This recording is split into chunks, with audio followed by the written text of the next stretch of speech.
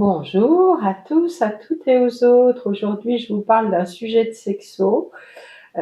C'est à propos du mouvement NoFap. Je trouve ça assez consternant, donc j'avais envie de vous en parler. Alors, NoFap, c'est no, pas de, et fap, c'est un mot argot qui signifie se branler, s'astiquer. Donc, ce mouvement, il est apparu aux alentours des années 2010 aux États-Unis, et avec les réseaux sociaux, forcément, ça se répand, ça grossit et ça prend de l'importance. Ce mouvement, il est né dans les milieux ultra-conservateurs et il est proche en France, on peut dire que c'est un satellite des mouvements virilistes et masculinistes qui euh, comment dirais-je, exprime activement une haine profonde des femmes, une misogynie. Alors, de quoi s'agit-il? Ce mouvement prône l'arrêt total de la masturbation et du visionnage de pornographie pour les hommes. Arrêt total, brutal et long.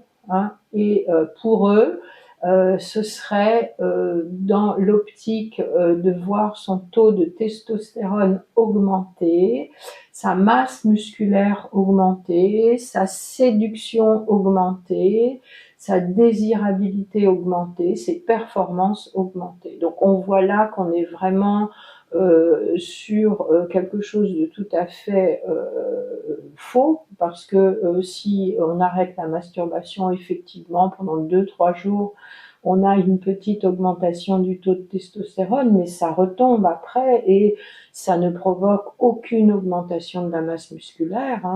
Si vous faites du sport et que vous soulevez de la fonte, oui, vous allez avoir un peu de la masse musculaire, mais c'est pas dû au fait que vous arrêtiez la masturbation. Donc c'est dangereux parce que souvent ces milieux-là recrutent des personnes qui sont en détresse, souvent de jeunes personnes qui sont perdues, qui ont des difficultés sexuelles, qui ont des difficultés à rencontrer des partenaires. Donc je trouve ça important vraiment de se motiver pour dire que c'est dangereux. Pourquoi c'est dangereux? Parce que la masturbation, c'est une bonne chose.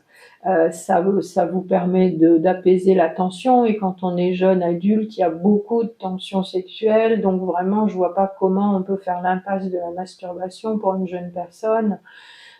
Ça vous permet de mieux vous connaître, ça vous permet d'apaiser, d'avoir du plaisir, donc la masturbation en elle-même n'est absolument pas mauvaise.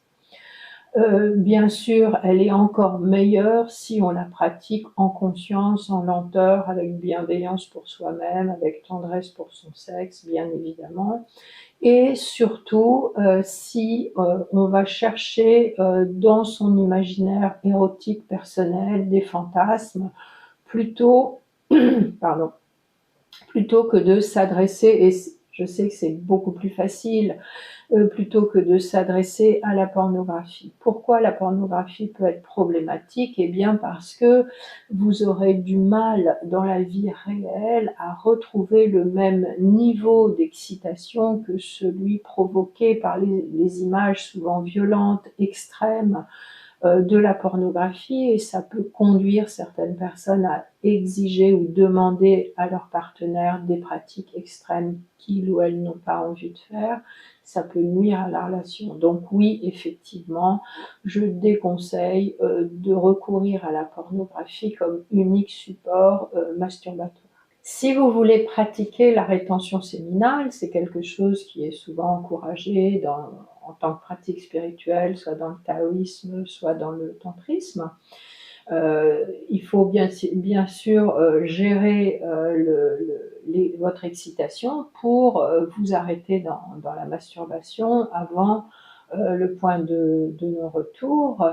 Et donc c'est une pratique qui est tout à fait envisageable et bénéfique, si tant est qu'on lui adjoint d'autres pratiques, notamment des pratiques autour de la circulation de l'énergie. Dans le Tao, on utilise l'orbite microcosmique. Dans le Tantra, on va utiliser la respiration pour diffuser dans tout le corps la charge d'excitation sexuelle.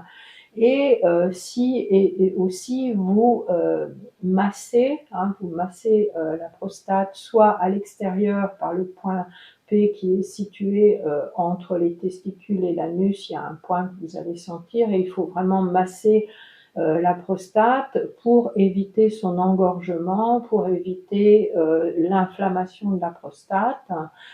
Vous pouvez aussi bien sûr faire un massage interne par l'anus, soit avec le doigt ou avec un anéros par exemple. Et c'est important d'adjoindre toutes ces techniques parce que on l'a vu, il y a des études scientifiques qui le disent, éjaculer régulièrement protège du cancer de la prostate et de tous les problèmes de prostate qui sont de trop grosse taille, etc.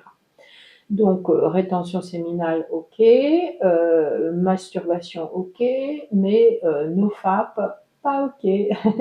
Voilà, merci beaucoup de m'avoir écouté et si vous avez aimé cette vidéo, n'hésitez pas à liker, partager, commenter et voir dans la bio ce que je propose en termes d'accompagnement pour la sexothérapie.